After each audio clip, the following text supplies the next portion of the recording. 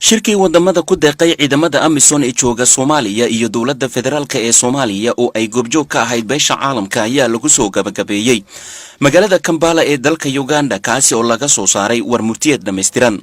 shirkan uu ka qayb galayay madaxweynaha Jamhuuriyadda Federaalka Maxamed Farmaajo dhigiisa dalka Uganda Yoweri Kaguta Museveni iyo wakiilo ka socday dawladaha kale ee ka yimaada ciidamada Amisom ee ka howlgala gudaha dalkan ayaa laga soo saaray 16 qodob oo ku saabsan warmurtiyeedka ka soo baxay shirkaasi iyadoo oo diiradda lagu saaray suurtagalnimada yareynta ciidamada Amisom caqabadaha haysta ciidankaasi iyo la wareegida ciidanka Soomaaliya amniga guud ahaan ee dalka.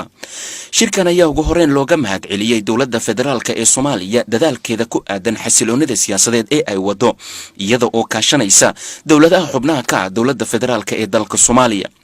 wadamada ay ka soo jeedaan ciidamada Amisom ayaa ugu baaqay golaha ammaanka inay dib u eegaan go'aankoodii ku saabsanaa yareynta ciidamada Amisom oo ay ku tilmaameen mid saameyntiisa leh iyadoo midowga Yurubna ka codsaday bixinta dhaqaalihii ay siin jirtay.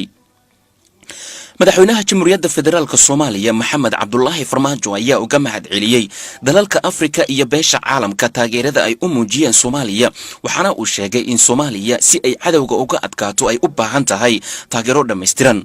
waxa uu sheegay madaxweynaha Jamhuuriyadda Soomaaliya in uu rumaysan yahay in haddii iskaashi iyo dhaqaale loo helo qorshaha amniga dawladda ay u dejisay gudaha dalkan muddo kooban ay uga adkaan karto ciidamada Al-Shabaab sida uu hadalka u dhigay madaxweyne Farmaajo. Amisom has been in Somalia for the past 10 years. And of course, Amisom waxay wadanka ku sugnaayeen 10kii sano ee la soo dhaafay. dawladda Soomaaliya Amisomna wada shaqayn wanaagsan ayaa dhaxmartay oo ku aadan sidii loola dagaalami lahaa kooxda Al-Shabaab iyo sidii deegaanada iyagu ay kontroolaan ama ay maamulaan looga wareejin lahaa. run ahaantii waxaan aaminsanahay inaanay awood badan lahayn Al-Shabaab. waxaan laakiin loo baahan yahay in aan dejino qorshayaal cadcad oo ku aadan la dagaalanka kooxda. haddii ay midowga Afrika iyo hay'adaha kale ee midowga Yurubba ayna caawiyaan oo ay nala garab galaan la dagaalanka kooxdan waxaan rumaysanahay in natiijo wanaagsan laga gaari karo ciribtirka Al-Shabaab.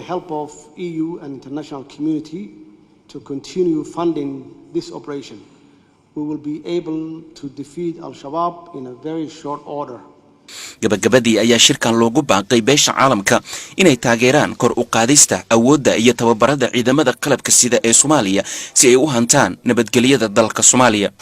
madaxda dawladda ee shirarka amniga kaga qayb gasha dalka dibadiisa ayaa haddana iyadoo oo dawladda federaalka ay codsanayso in laga taageero arrimaha amniga guud ahaan dalka Soomaaliya haddana ciidamo ka tirsan Al-Shabaab waxay soo qaadaan weeraro ay ku ekeysiyaan xarumaha ciidamada dawladda Soomaaliya iyo mas'uuliyiinta dawladda taasi oo qayb ka noqonaysa in dawladda Soomaaliya ay weli u baahan tahay iskaashi dhinaca amniga ah si ay u hanato amniga guud ahaan ee dalka Soomaaliya.